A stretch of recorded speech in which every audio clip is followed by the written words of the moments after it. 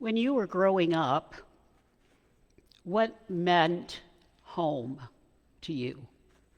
What meant home? Was it just where your basic needs were met? Was it where you learned skills? Was it where you were loved and nurtured and had a support system?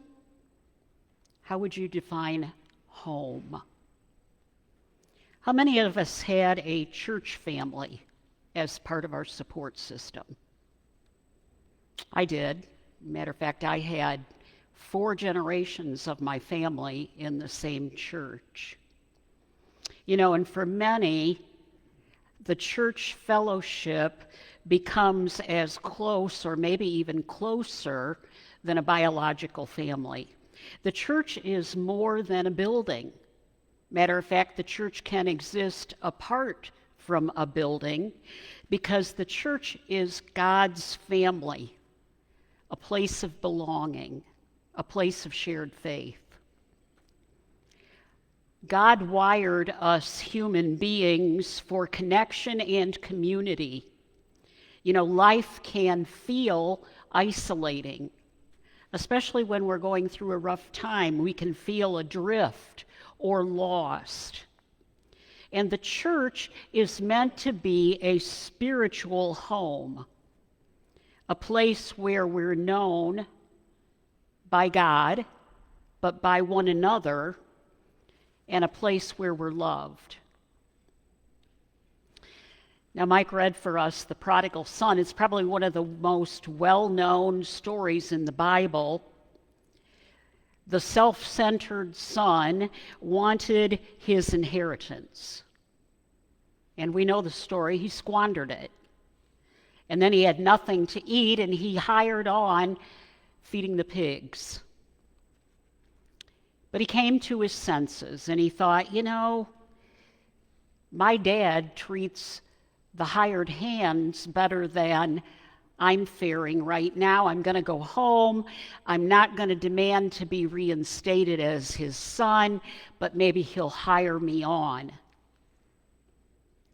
In that story, we often focus on the foolishness of the son, his stupidity, coming to his senses. But today, we're going to focus on the father's radical welcome. Now put yourself in the father's shoes. Your son has taken off with your money and your resources and no plan. And you have no knowledge of him. This was not the days of Facebook, Zoom calls, and Skype. You don't know whether he's dead or alive. How do you think the dad felt when he left? How do you think the dad felt? You think he was upset?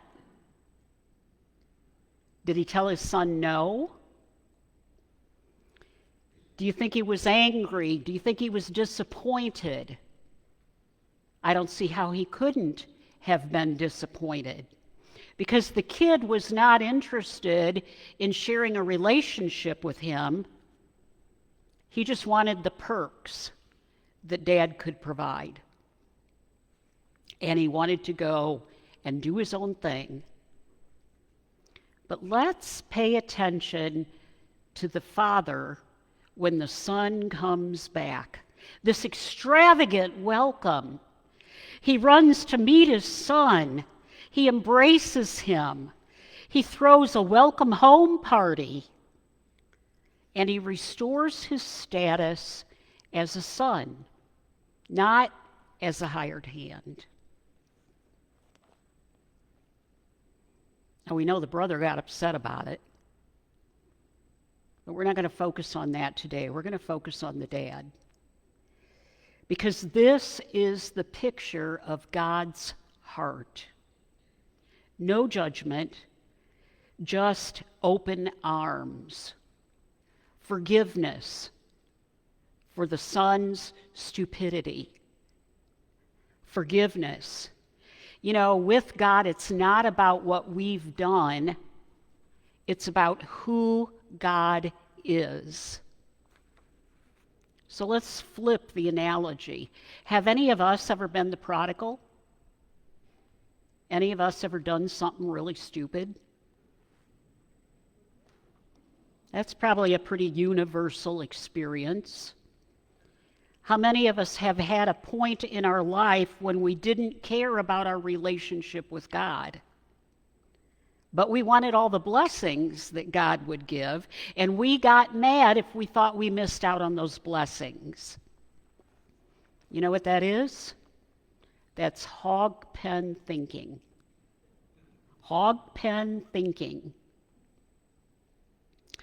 And it goes something like this. I eat a lousy diet and I don't exercise, but Lord, it's your failure if I get sick.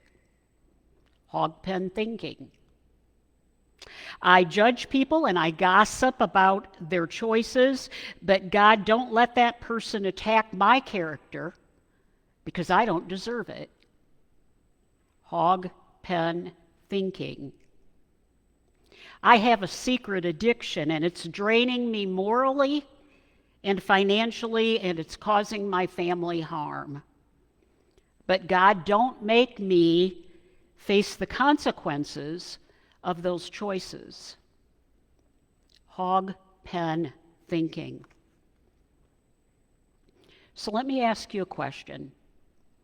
Do you think God is ever disappointed in us?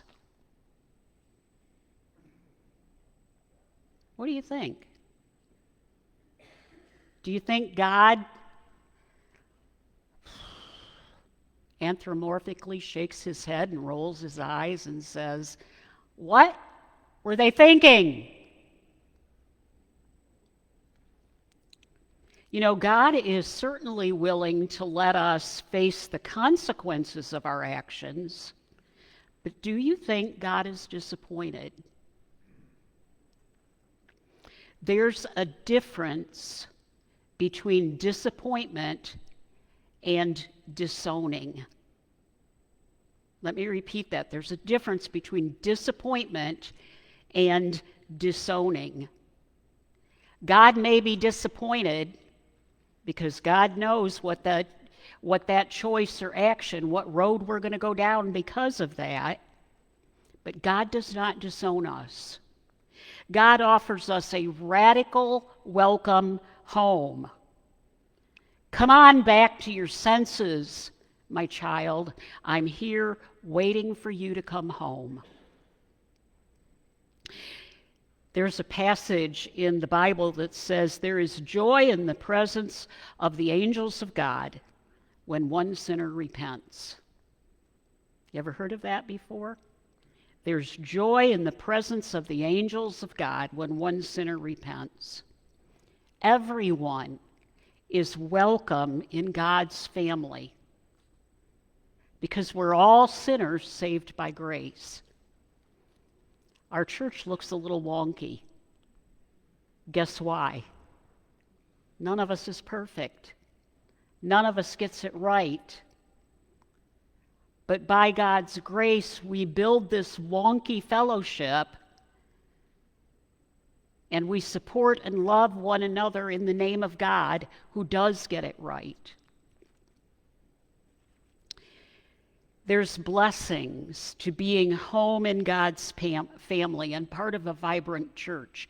And let me tell you, friends, I put our church in that category because God is not about numbers. God is about depth of faith.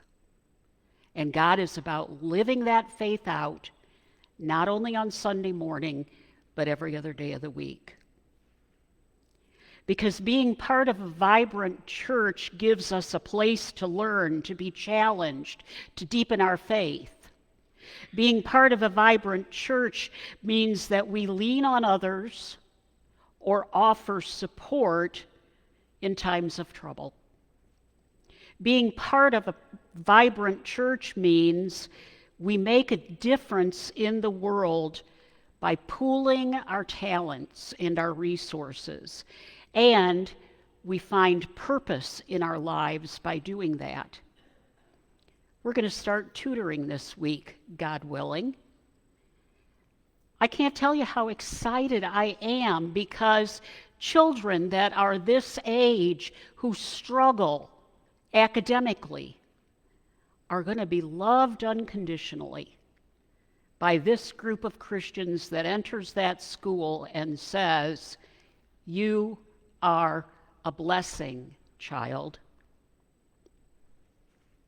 Being part of a vibrant church means that we get to partner together to raise the next generation of believers. You know, one of the reasons I love this church, how many of you have been in a church where if a kid peeped a sound, everybody else went, "Shh, shh, shh. Children should be seen and not heard." Hogwash. That is hog pen thinking. Children need to be loved and accepted and affirmed and taught in faith and accepted for who they are as an individual. And our children learn that not only in here before they're dismissed to Children's Moment, but they learn that in class. I love it. I'm going to boast a little bit. You got to give me grace here. I love it that my sophomore-aged granddaughter, when I asked if she wanted to teach an intermediate class, said, "Yes, Grandma, that would be awesome, but I don't know how to teach." And I said, "Your granddad does. How about if he teaches you how to teach and you teach? Because guess what? You are the one that age of kids will listen to. They're going to look at your granddad and think he's got gray hair. And we all know he has very little hair." Don't tell him I said that. Here, we all have a place to connect. It doesn't matter whether you've been in the church 65 years, Janet. It doesn't matter whether you've been in the church 5 minutes. Here, we have an extravagant welcome home. You have a place here, not just to be served, but to serve, to get involved, to connect with someone new, to join a group. Sunday school, choir, children's ministry, women's circle. Join a ministry, snack packing, tutoring, the angel shop. How many of you helped so far, Jenny, this school year? You're up around 25 or so, aren't you? 15 this last week. I mean, so you're probably pushing 35 or 40. And they've hardly gotten off the ground with Angel Shop. That is so awesome. Come and help cook a community meal. Because church is a family, supporting, encouraging, and guess what? Our church is just like fudge, mostly sweet with a few nuts. If you don't know which category you fall in, ask around.